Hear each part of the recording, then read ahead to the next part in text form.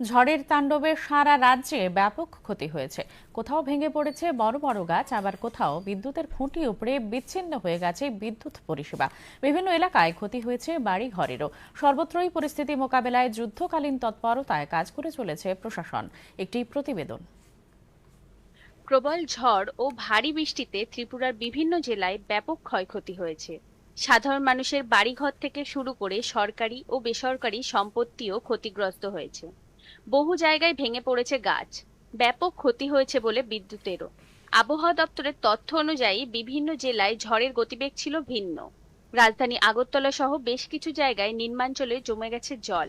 State emergency operation সেন্টারের তথ্য অনুযায়ী বিভিন্ন বাড়িঘর ক্ষতি হয়েছে 1534টি। আহত হয়েছেন 2 জন।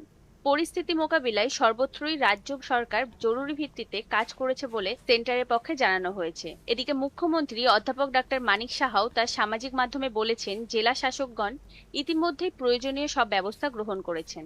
রাজ্য সরকার দুর্যোগ মোকাবিলায় সর্বাত্মকভাবে কাজ করছে এবং ক্ষতিগ্রস্ত মানুষের পাশে থেকে সব ধরনের সহায়তা প্রদানে সরকার বদ্ধপরিকর বলেও জানান তিনি। ঝড়ের তাণ্ডবে সিপাহীজলা জেলার চরিলামে আকর্ষণীয় ও মনোমুগ্ধকর সূর্যমুখী ফুলের বাগানেও প্রচুর ক্ষয়ক্ষতি হয়েছে। এছাড়া জেলার বিভিন্ন এলাকায় নিচু ধানের জমিতেও জল দাঁড়িয়ে গেছে। পশ্চিম ত্রিপুরা জেলায় ঝড়ে আনুমানিক 40 থেকে 50 লক্ষ টাকা ক্ষতি হয়েছে বলে জানিয়েছেন দায়িত্বপ্রাপ্ত জেলা শাসক অরূপ দেব। তার দেয়া তথ্য অনুযায়ী পশ্চিম ত্রিপুরা জেলায় ঝড়ের গতিবেগ ছিল ঘন্টায় 74 কিলোমিটার।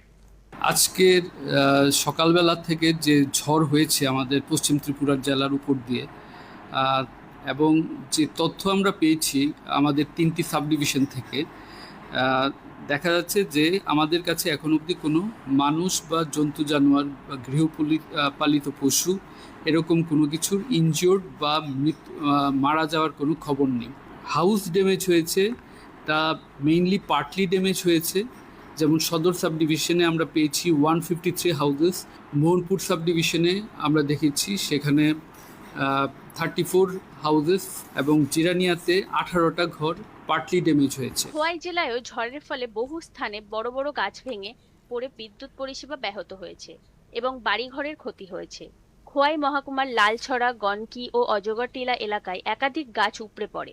তবে কোথাও প্রাণহানির খবর নেই বলে প্রশাসনের পক্ষে জানানো হয়েছে।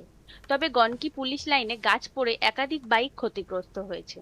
বন দপ্তরের কর্মীরা সকাল থেকেই রাস্তায় পড়ে থাকা গাছ সরানোর জন্য কাজে নেমেছেন বলে জানান রেঞ্জ অফিসার বিমল দাস। খোয়াই পুরান বাজার থেকে হাইওয়ে রোডে একটা বড় একটা গাছ পড়ছিল, ওইটা ক্লিয়ার করা হয়েছে। সেকেন্ডলি একটা হচ্ছে অঙ্গনওয়াড়ি সেন্টারের উপর পড়ছে, অঙ্গনওয়াড়ি সেন্টারটা টিন অনেকগুলো নষ্ট হয়েছে। আর এখন যে জিনিসটা আছে এখানে নজরুল সরণি খোয়াই কেএমসিতে এখানে একটা বড় একটা সেগুন গাছ প্রাইভেট ল্যান্ডে, তো এটা করেছিল একটা গাছের একটা ঘরের উপর পড়ছে, ঘরটাও মোটামুটি ভালো ক্ষতি হয়েছে। গোমতী জেলাতেও ঝড় বৃষ্টির দাপটে জনজীবন বিপর্যস্ত হয়ে পড়ে। কাকরাবন, অমরপুর, উদয়পুর সহ বিভিন্ন এলাকায় গাছ উপড়ে পড়ে এবং বিদ্যুৎ পরিষেবার ক্ষতি হয়। বিদ্যুৎ দপ্তর দ্রুত ক্ষতিগ্রস্ত লাইন মেরামতের কাজ শুরু করেছে এবং ধীরে ধীরে পরিষেবা স্বাভাবিক করা হচ্ছে বলে জানিয়েছেন এজিএম নন্দিতা দাস। গোমতী ডিস্ট্রিক্টের বিভিন্ন জায়গাতে আমরা দেখতে পাচ্ছি যে বিভিন্ন জায়গাতে আমাদের খুঁটিগুলি ভেঙে পড়েছে, বিভিন্ন জায়গাতে ট্রান্সফরমারগুলি স্ট্রাকচার সহ কাত হয়ে গেছে, তার ছিঁড়ে পড়েছে, প্রচুর পরিমাণে ক্ষয়ক্ষতি হয়েছে। কিন্তু সকাল থেকেই আমাদের বৃষ্টিটা থামার সঙ্গে সঙ্গে আমাদের লাইন স্টাফরা একদম পুরো দমে কাজে নেমে গেছে। বন দপ্তর থেকে আরম্ভ করে এসডিআরএফ আমাদেরকে খুব হেল্প করছে। সামগ্রিকভাবে প্রশাসনের দ্রুত পদক্ষেপে ঝড় বিধ্বস্ত এলাকার পরিস্থিতি নিয়ন্ত্রণে আনার চেষ্টা চলছে। দূরদর্শন সংবাদ, ত্রিপুরা।